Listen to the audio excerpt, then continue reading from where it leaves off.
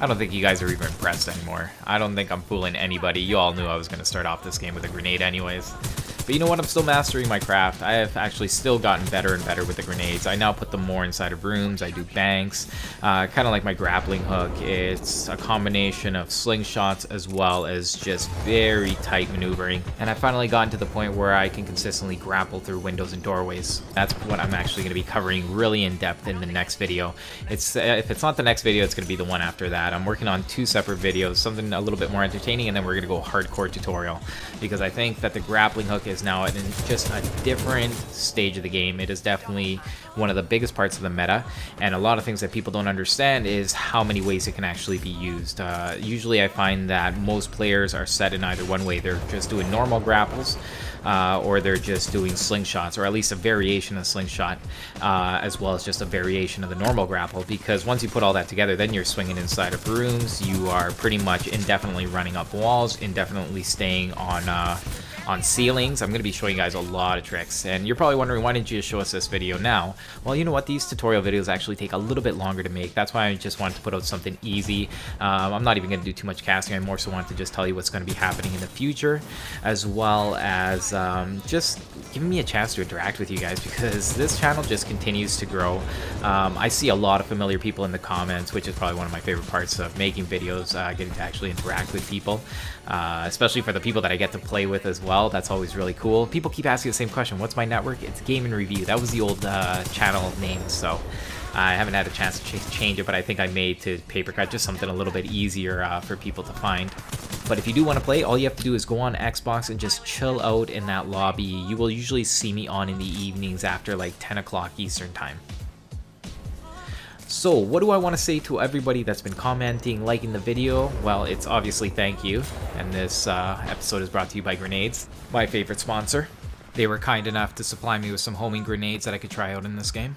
But going back to everybody that's been liking the video, commenting, you guys are the backbone of the channel. You guys make this possible. If not, it's just me talking to myself. And that's kind of silly. You guys make this thing actually what it is, which is a community.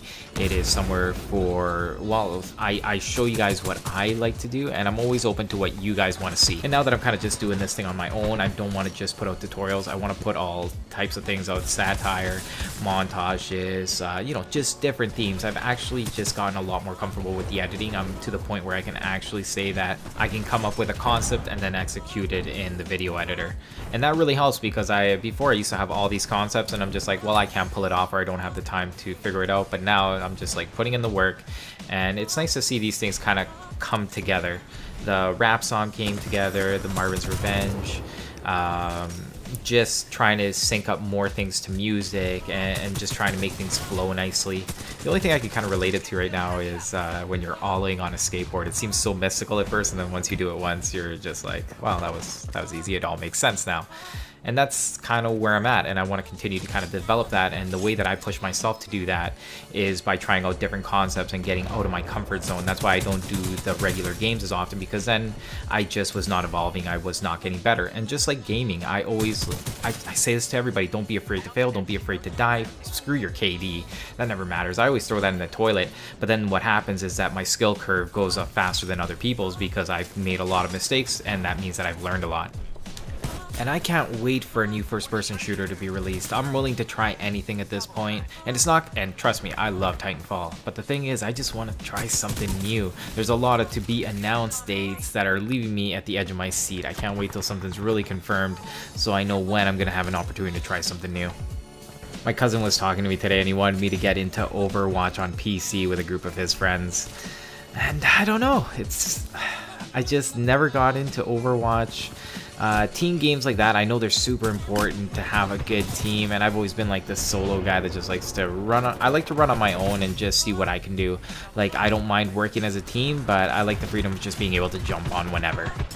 I love when you're out strafing a guy and you outmaneuver him just long enough for him to have to queue a reload. That's what really hurts guys in this game, the people who throw their whole magazine away in just one shot, no regard for bullet count. I made a change from quick reload to extended mag was the alternator. It gives you 5 extra bullets, and as my skill went up with it, I found that those 5 extra bullets really paid off. Butterbar's probably laughing right now, because that's the only guy I've seen do well with a Spitfire with extended mag. I don't know, man. That guy's an anomaly. He plays... I will say this right now, that I would never recommend any of the things he uses in his build. He uses smoke, he uses invis, he uses the Spitfire with extended mag, maybe for sure fast reload. He'll shoot like 15 bullets and reload when he has like 60 something left. And don't ask me how, but he makes it work. And that really comes back to game theory. There's a lot of things that I've been wanting to talk about, but you know, I'm never sure what you guys want to hear. Sometimes I think stuff like that is boring, but to me, that's what I actually like to talk about, because I think that's what makes, again, better players. But when you think about game theory, is that some people are not able to perform at a high level with one of the meta guns, which is one of the high tier guns, because they just don't have the skill to operate it correctly, whereas they can use a lower tier gun and perform better with it. An example of this is actually phase shift and the way that it was viewed by the community. Obviously, it's been somewhat changed now with the nerf to tactic kill, because now you can't quite just kill somebody and have another charge left. Instead, you're going to have to wait a little bit, so that's supposed to help balance that out. And I like these indirect ways that they've done this. With Ronin, that was also an indirect nerf by making it so he can be executed when you have a shield. Even though it affects every Titan, it affects that one Titan in particular in a different way, in a more meaningful way in regards to balance. So what am I saying about phase shift? When people were using phase shift, if you had poor mobility, you just were not getting the benefits. And then when people start comparing things like the grappling hook, where you can be almost invincible, at least at a time, I never actually experienced that myself, where people were hitting people and not registering. I don't know if that was a PC thing or whatnot, but I don't see that much. But when you talk about things that you can do with the grappling hook, like slingshotting over levels, like especially on Relic, all the newer maps, the one that came out with Glitch in the Frontier, that map you can slingshot. That's the easiest place to slingshot. If you think someone's a pro when they're slingshotting and they're at that level, it's just a level. And that's what I'm going to talk about in the in-depth tutorial, that some people always need a tower to slingshot or something really high. They just don't know how to slingshot from every position, and that's what I'm going to be going about in that video. Anyways, we're pretty much at the end of this one. Thank you for joining me. Time goes by so fast. I just wanted to have some time to talk to you. That's why I wanted to do this video. I'm probably going to do another couple of videos throughout this week that are just quick games, so I don't have to edit too much, but I am going to be working on the in-depth tutorial as well as something fun probably for the beginning of next week.